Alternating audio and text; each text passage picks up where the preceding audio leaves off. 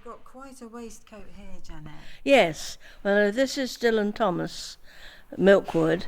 The characters round the bottom are the various characters from the play, and with a back view of him sitting at his desk, fag in hand, bottle to the side of him, presumably writing it. Now, originally we did this as a wall hanging, about 4 foot by 3 foot or whatever, and we did it before this, and way back we actually sold it to an architect, and that was that. I was very pleased with that. I think it was last year. Yes, it was. I was watching one of the antiques programs, well, the roadshow one where they travel, the experts travel around, and they ended up with the actual auction of things at Peter Francis in Carmarthen. And funnily enough, I hadn't been watching it. Normally I do. But I turned over from something else, and I thought, that looks like one of my wall hangings. And of course it was behind the auctioneer, you see. And of course they were showing everything else except behind the auctioneer again. Then up a few minutes later, up they came, and it was a wall hanging. I was greatly intrigued, so I thought, blow it, I'm going to do it. What I did do is the next day I rang Peter Francis, and I said I'd seen the programme the day before, and that I was intrigued by the fact that the wall hanging behind the auctioneer was one I had done some years before. Ah, they said. Yes, they said. Apparently it was up for sale, but I gather, actually I'd already heard that the chap who owned it had in fact died, so presumably they were selling off his stuff. They said, well, wasn't put in that show, but we thought it made a nice background, so put it in. It was in a later sale, but they put it up there. So, as I say, when I first saw it, I thought, that looks like one of my figures. It is one of my figures. So that was. But so would you be able to put it on? I'll take a photograph of you wearing it. Yes, sure. Excuse me, put my glasses on. I'll see what I'm doing.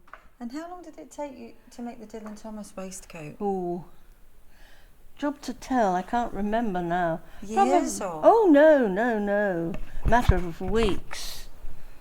Just probably about a month. Wow. But of course, you see, I was working in a sense, yes. Yeah. Particularly if something I was enjoying doing. There's. This is you. Yes, that's that one there. I don't know if you've heard of DJ Williams. Yeah. Well, that's DJ Williams. He was from our village, you see. Yeah. So that was. We did the. Roger drew out from a photograph his face, and then these. Oh, sorry. It says that one, and then these are 4 pictures of local interest, that went with it. Well, I can take pictures of these pictures. Yes. And that you're called Janet Quilter, really. Yes, it's just unbelievable. Yes, really. That's another one we did. My surname is Beer. That's a 20s one we did. Oh, wow. And that's you together. Yes.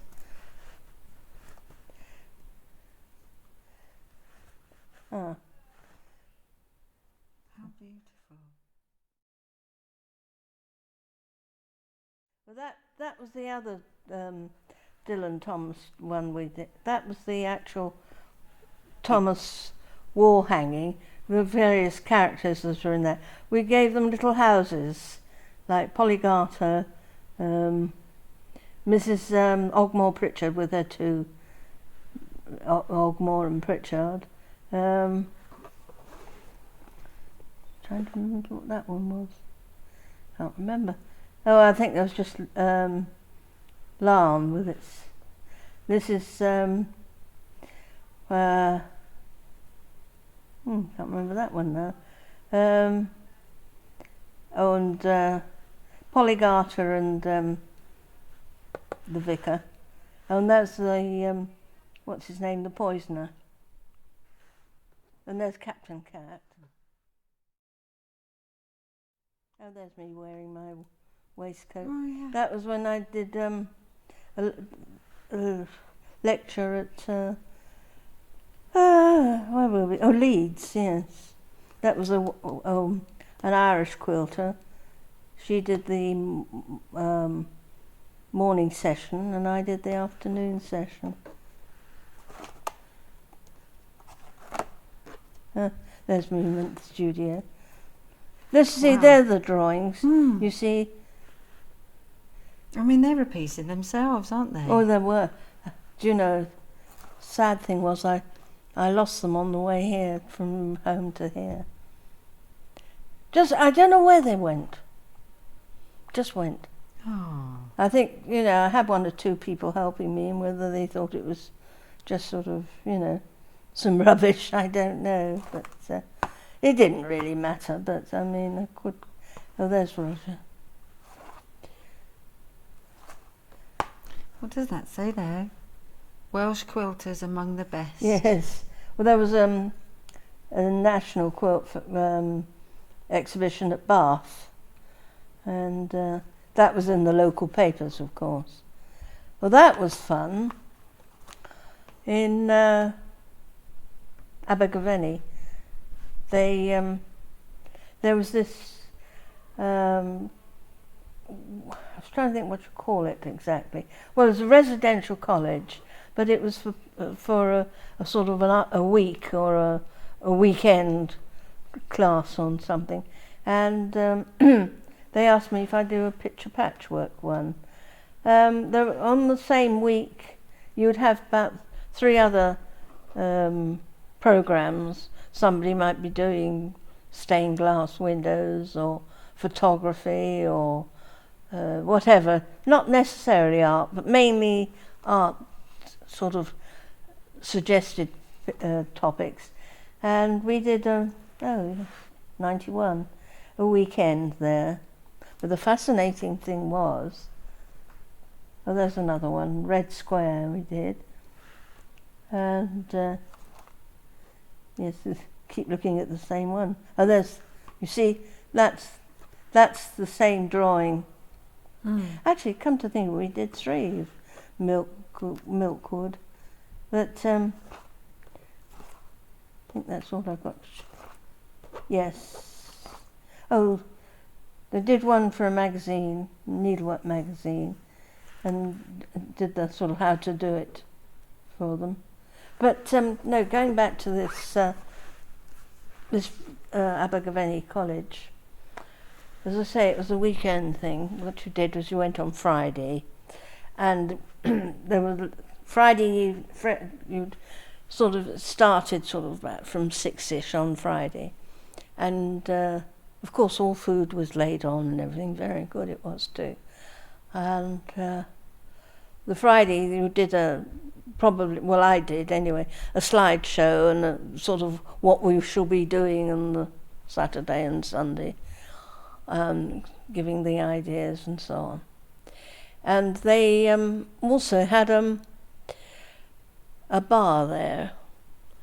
And what they did was the main house, which had been some coal magnate house, Victorian house. Some of the bedrooms were really quite big, so they partitioned them off, properly done. So the bedrooms there were more bedrooms than there would have been normally, and there was a main staircase and the landing at the top. There was part of the landing was cut off because there were obviously two ways up it, but they just sort of cut one off, or blocked it off anyway. And anyway, it was on the Saturday. We were going down to. They usually sort of opened the bar, and we went and had a pre-lunch supper drink, you know. And Roger said, I forget what, he was just delayed. He said, "You carry on down," which I did. Went down to the bar. About 5 minutes or so later, he came down looking somewhat, well, I won't say mazed, but sort of a bit dazed. And he said, "You'll never guess." Because we were talking, you know, a whole lot of us there. He said, "You'll never guess." He said, "I've just seen a woman go through a wall." So he said she was in a dark, no, I think someone else said, "Was she in a dark green dress?" "Yes," he said. He said, "Oh, you see Mary, or whatever her name is. She's a ghost." I mean, now, whereas sometimes you think with ghosts, you're looking for one because you're told the place is haunted, he had absolutely no knowledge of the possibility of a ghost or anything like that. That's the only time I've been sort of thought, well, perhaps there really are ghosts. Yeah. Because, I mean, he wasn't the sort of person to go, "Ha ha, I've seen a ghost," you know.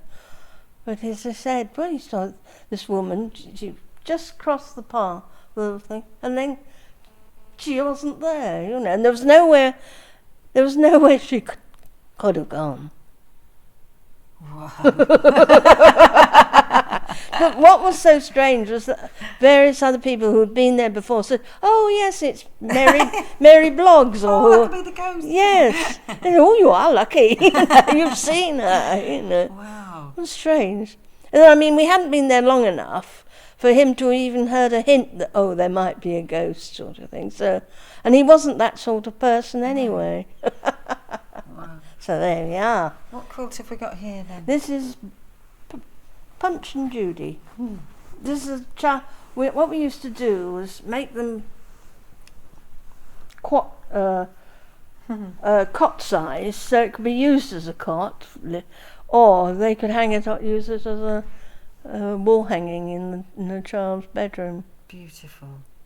All hand sewn. Wow. But we did this 2 or 3 times. But it was the other ones had different coloured. Well, of course, mainly with Punch. I mean, obviously, sort of the red and what have you. But the surrounds, and I think Mrs. Punch's dress was probably different, you know.